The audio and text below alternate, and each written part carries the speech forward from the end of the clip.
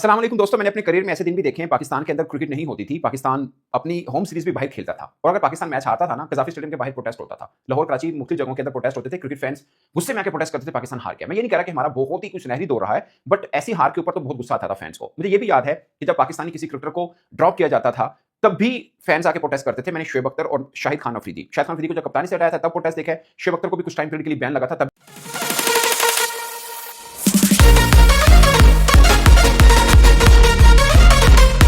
Match हारे ना, कोई टीवी नहीं तोड़ता, किसी को हार्ट अटैक नहीं होता।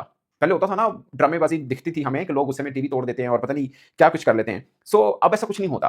कोई मतलब टीवी भी नहीं दिखाता कि किसी ने गुस्से में आके टीवी तोड़ा है। अब सोचिए, हम लगातार इंडिया से 3 मैच हारे सिर्फ एक एशिया कप के अंदर। पिछले कुछ 4-5 माह देखा जाए ना, हमने 5 मैच हारे हैं भारत से लगातार ऊपर-नीचे।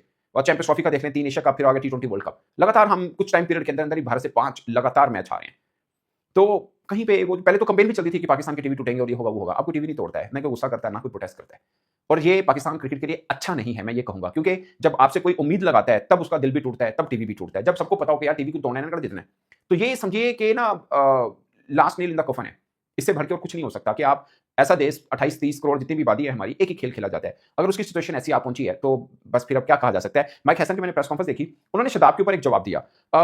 मैं वैसे एक बात बताऊं आपको, शदाब खान की अगर आप बैटिंग को देखें, मैं बॉलिंग का मैं आपको बता देता हूं, आखिरी 12 मैचेस में सिर्फ 4 विकेट हैं। लास्ट चौका जो उन्होंने मारा था, लास्ट 4 जो आउट किए थे, फॉरवर्ड कहते हैं जिसे, वो नेपाल के खिलाफ 2023 में थे। उसके बाद लंबे टाइम पर वो खैर खेले भी नहीं वनडे क्रिकेट, बट टी20 में भी एज ए बॉलर वो कुछ खास नहीं कर पाए। But as a batsman, specially in one day cricket, उनकी परफॉर्मेंस बुरी नहीं है। मैं उनको डिफेंड नहीं कर रहा, मैं खुद उनकी तनकीद की है और मैं भी कहता हूं उनकी सिलेक्शन वनडे में बियॉन्ड अंडरस्टैंडिंग हुई है, कोई मतलब कोई बियॉन्ड लॉजिक हुई है, एक्चुअली में बनता ही नहीं था उनका। So but as a batsman उनकी परफॉर्मेंस बुरी नहीं है। और अगर अब जो कोच, मैं वैसे कह रहा हूं कि हमारे यहाँ जब आप किसी को टीम में रखना होता है, तो आप उसकी हर चीज को लाके प्रोटेक्ट कर सकते हो कि ये है। अब माइक हैसन ये कह रहे हैं कि शदाब खान एवॉल्व हुए हैं, यानी जब वो आए थे वो बॉलिंग ऑलराउंडर थे, but now he has become a batting allrounder.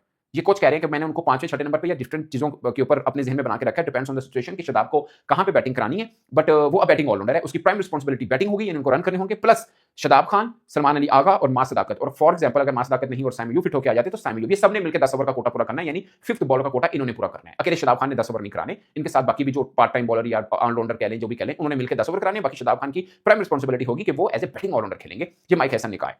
वैसे हम डिमांड तो रखते हैं कि यार कोच को, कप्तान को खड़े होना चाहिए किसी क्रिकेटर के साथ, बट जब कोई खड़ा होता है फिर हम उनको पर्ची भी बोल देते हैं। सो असी भी किसी की जगह नहीं रहते, बट पर्ची वाला टैग शायद उन क्रिकेटर के साथ आता है जिनका टीम में आना, जिसे बोलते हैं ना, लॉजिक से थोड़ा सा हटके हो जाता है, शायद उनके ऊपर आता है। और दूसरा, फहीम अशरफ पे भी उन्होंने बोला कि हमने उनको ड्रॉप नहीं किया, हमें फास्ट बॉलिंग ऑलराउंडर चाहिए। उन्होंने 3 नाम लिए, एक फहीम अशरफ का, एक अहमद दानियल का नाम लिया, एक अब्बास अफरीदी का नाम भी लिया। अहमद दानियल के बारे में उन्होंने ये बोला कि 1-2 माह लगेंगे बहुत परफेक्ट फॉर्म में आने में, मतलब फॉर्म में मीन के मजीद पॉलिश होने में।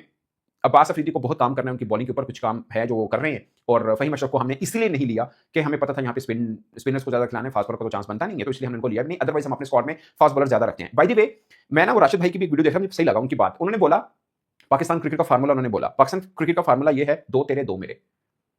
यानी 2 अगर तुम कोच से अपनी मर्जी से पाओगे, फिर 2 सारी मर्जी से जाएंगे। सो जब आप इतने, मतलब मुझे नहीं पता, बट उनकी अपनी थिंकिंग है, उनको लगता है कि ऐसा है। सो अगर ये मामला है तो फिर क्रिकेट में मेरिट वाला चक्कर खत्म हो जाता है। और पाकिस्तान क्रिकेट ऑलरेडी गिरी हुई है, अगर इसमें सिलेक्शन में भी मेरिट नहीं होगा तो अब रही सही कसर भी सारी टूट फूट जाएगी। और ये भी एक पॉइंट अच्छा था सिकंदर बख्श साहब का, उन्होंने बोला कि आप अपने घर में स्पिन ट्रैक बनाते हो कि दूसरी टीम को हम स्पिन में फंसाएंगे। आप सोचिए, ऑस्ट्रेलिया का टीम पाकिस्तान आई है, उन्होंने भी सिर्फ एक ही फास्ट बॉलर खिलाया है, नेथन एलिस। उसने पहले में भी पाकिस्तान के अच्छी बॉलिंग की, रात को 4 विकेट्स ले गया वो। ऑल टुगेदर वो अच्छी बॉलिंग करता है। उसका डेब्यू भी पाकिस्तान के खिलाफ है। बाय द वे, जिस दिन उसने डेब्यू किया था उस दिन भी पाकिस्तान 84 रन से, 84 रन से पाकिस्तान मैच हारा था जिस दिन इसने डेब्यू किया था। बाबर आजम को 3 बार आउट किया, 5 बार फेस किया, टोटल 3 बार आउट किया बाबर आजम को। He is a good bowler. Actually में टी20 में स्पेशली नेथन एलिस को ऑस्ट्रेलिया ग्रूम कर रहा है for a leading fast bowler, जैसे पैट कैमरन या हेजलवुड है। अब ये नेथन एलिस को नई पीढ़ी का सरबराह बनाने की जो जंग अब उनकी टीम आएगी उसके लिए इसको तैयार कर रहे हैं। He is a good bowler, not bad. CSK की तरफ से खेलता है, आईपीएल के अंदर भी। सो उन्होंने एक ही फास्ट बॉलर खिलाया। बाकी तनवीर सांगा भी डाल दिया, किनमन भी डाल दिया, जंपा भी डाल दिया, मैथ्यू शॉर्ट भी बॉलिंग कर रहा है, रनशॉ भी आके डाल रहा है बॉल। सो अब ऑस्ट्रेलिया को भी समझ आ गया कि पाकिस्तान वनडे में क्या करना है। इसका मतलब ये है कि वो वहां से उनको पता था पाकिस्तान ने क्या करना है और वो स्पिनर्स का जाल लेके आए हैं।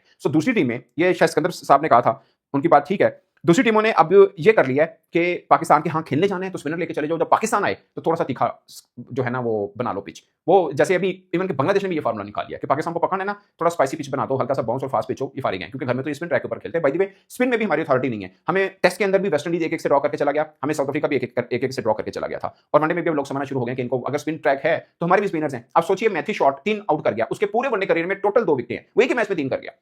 सो ये चीजें हमें देखनी है कि हम अपनी पोजीशन को कहां लेके खड़े हैं। बाकी माइक हैसन वो कह रहे हैं कि हम अब वर्ल्ड कप के लिए डिफरेंट एक्सपेरिमेंट कर रहे हैं। हमने बांग्लादेश स्क्वाड में भी 6 डेब्यू खिलाए थे, अभी भी कुछ डेब्यू हमने खिलाए हैं, बट जब थोड़ा टाइम रह जाएगा फिर हम 15 स्क्वाड बनाएंगे। बट वो 15 का स्क्वाड ऐसा होगा, वो सिर्फ ये नहीं होगा कि फास्ट और बहुत सी पिच में खेलने वाला होगा, वो ऐसी पिच पे खेलने वाला भी होना चाहिए, क्योंकि आगे हम जहां पे खेल रहे हैं वर्ल्ड कप, नामीबिया, जिम्बाब्वे और अफ्रीका में, वहां हमें जरूरत पड़ सकती है कि डिफरेंट पिचेस बनेंगी, लाइक वहां पे spin trap. I don't know, मुझे लगता है कि माइक हैसन, चूंकि ये अकेले का फैसला नहीं है, ये मैं बता दूं, हम सारे माइक हैसन पे लड़ रहे हैं। माइक हैसन अकेले का फैसला नहीं है, आपकी सिलेक्शन कमेटी जब बाकी करते धरते में सिलेक्शन कमेटी और बाकी लोग आए तो खाली इस पिच के ऊपर माइक हैसन को क्यों हम ज्यादा कर रहे हैं। वो चूंकि आके जवाब दे रहा है या उस पर बात कर रहा है, इसलिए हम समझ रहे हैं कि सिर्फ माइक हैसन रीजन है। माइक हैसन नहीं, पूरे का पूरा पाकिस्तान क्रिकेट बोर्ड का थिंक टैंक है जो ये स्पिन ट्रैक के ऊपर खड़ा हुआ है। सो माइक हैसन अब जाहिर इसको डिफेंड कर रहे हैं इस फैसले को कि हाँ स्पिन ट्रैक वाला मामला बिल्कुल ठीक है। वो खुद कहते हैं कि स्पिन ट्रैक हो सकता है, बट वो इस चीज पे नहीं आ रहे कि स्पिन ट्रैक होगा। ऑफ कोर्स मैं मानता हूं, मैंने जिम्बाब्वे और साउथ अफ्रीका के स्टैट भी निकाले थे जो पाकिस्तान ने लास्ट ओवर किया था, उसमें ज्यादा विकेट्स हमारे स्पिनर्स की हैं, इसमें कोई दो राय नहीं है। बट कई वेन्यूज ऐसे भी हैं जहां पे फास्ट बॉलर ओरिएंटेड पिचेस होंगी और दुनिया में कहीं पर ऐसा नहीं होता। इवन नॉट इन श्रीलंका भी हमने टी20 वर्ल्ड कप खेल के आए हैं जहां पे सिर्फ एक फास्ट बॉलर खिलाए दोनों टीमें और बाकी सब स्पिनर्स डाल दें, ऐसा कहीं नहीं होता। ये पहले बांग्लादेश करता था और उनकी क्रिकेट बुरी तरह से बर्बाद हुई थी। बाद में उन्होंने सोचा कि नहीं हम गलत कर रहे हैं, उसके बाद इन्होंने पिछले 5-7 वर्षों से फास्ट ट्रैक बनाना शुरू किया कि हम बायलैटरल सीरीज जीत के क्या उखाड़ लेंगे अगर हम आईसीसी या एसीसी का नहीं जीत पाएंगे, क्योंकि वहां पे ऐसी पिचेस नहीं होंगे। बायलैटरल सीरीज में भी अपने घर में आप ऐसी पिच बनाएंगे ना। अब आप न्यूजीलैंड जाएं जहां पे यहाँ पे बॉल जो गिरते होते नहीं आंडिया, न्यूजीलैंड में जाके यहाँ पे खेलेंगे, क्या बनेगा? आपके अपनी प्रॉब्लम करेंगे और फिर आप अपने फास्ट बॉलर्स को अपने घर के अंदर चांस नहीं दे रहे और वो सीधा जाएंगे सीना कंट्री में। सो ये थोड़ा सा मुझे लगता है बैलेंस रह के चलना पड़ेगा। कभी कभार स्पिन वाला मामला ठीक है, आप आईसीसी का पिछले 3 इवेंट उठा के देख ले, शायद कोई एक। अब हमने जो अमेरिका और वेस्ट इंडीज में वर्ल्ड कप खेला था, सिर्फ अमेरिका में न्यूयॉर्क का वेन्यू ऐसा था जहां पे लो स्कोरिंग मैचेस हुए, अदरवाइज आप उठा के देखिए सही हाई स्कोरिंग मैचेस हैं। चैंपियंस ट्रॉफी में भी दुबई वाले मैचेस थोड़े लो स्कोरिंग थे, बाकी all together high scoring matches हुए। इवन इन कजाफी स्टेडियम आखिरी 12 ओडीआई मैचेस में 13 इनिंग्स में 300 प्लस रन बने हैं। सो मुझे लगता है कि ये एक थॉट प्रोवोकिंग मोमेंट है हमारे लिए। हमें थोड़ा सा देखना है कि हम कहां पे खड़े हैं। सिर्फ एक ही नहज की, मैं मानता हूं कि साउथ अफ्रीका, जिम्बाब्वे और नामीबिया में आपको कहीं पे ऐसा ट्रैक मिल सकता है जहां स्पिनर्स के लिए भी काफी कुछ हो। सिर्फ स्पिनर्स के लिए होगा ये कोई एक ट्रैक ऐसा नहीं होगा। स्पिनर्स के लिए भी काफी कुछ होगा, ये ट्रैक जरूर मिल जाएगा, लेकिन सिर्फ स्पिनर्स के लिए होगा